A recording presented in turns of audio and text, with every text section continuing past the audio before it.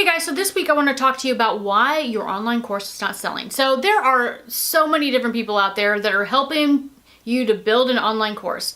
But what they're not telling you is that it is not that easy to sell online courses. When I sold my very first one, I did really well by accident. Hey guys, so my dog, Missy, decided to join me today in this video. You'll probably see her a lot more often, but let's continue on this topic. So let's talk about the fact that when you create an online course, it's not as easy as you would think to sell it. There's a lot of people that are teaching you how to create an online course, and there's a lot of people out there that will teach you how to use an online course and build content and all of that in a landing page. But when it comes to selling it, that's a completely different category. And so I want to talk a little bit about that, why your online course might not be selling. Okay, number one, that you don't have traffic going to it, that people that know you, that love you, that you've built relationship with. And I think that's one of the number one things that people miss on social media, that social media is all about building relationship. And that's why you create videos, that's why you create content, because you're building relationship with people, you're helping people get to know you and be aware of what you have to offer. And I think that that is one thing that people miss when they just go out there, create an online course and think that magically it's going to sell because they've got it up.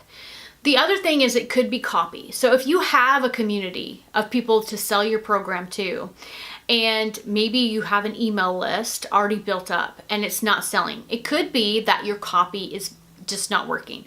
Could be that you are focused on the wrong topic, that it's not really something that people are struggling with.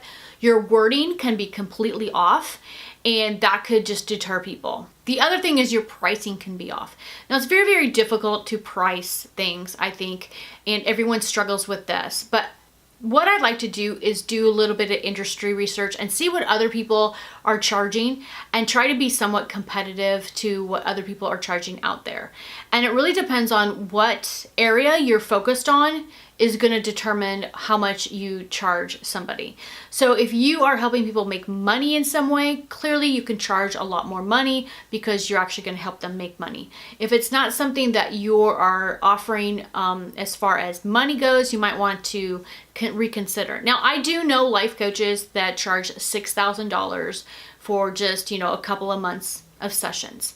And there are people that do that, and they basically just focus on selling their products to maybe 3 or 4 people throughout the year, and that's it. If you want to take that approach, you definitely can. However, I think that it is easier to find people that can afford lower prices, and then you just go after the quantity.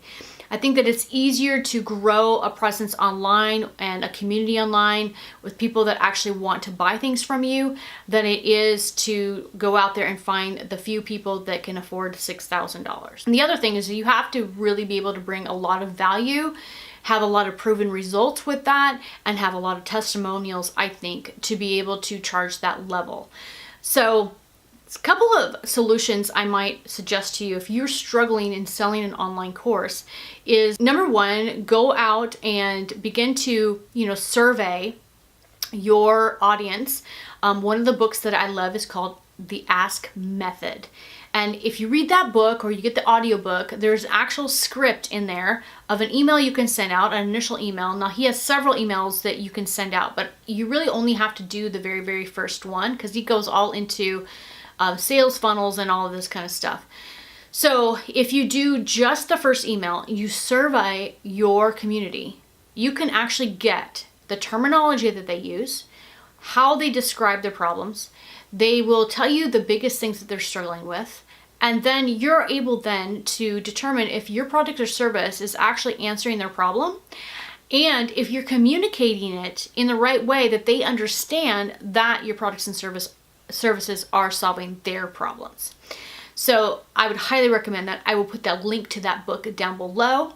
And guys, thank you so much for subscribing to my YouTube channel. We'll see you next week.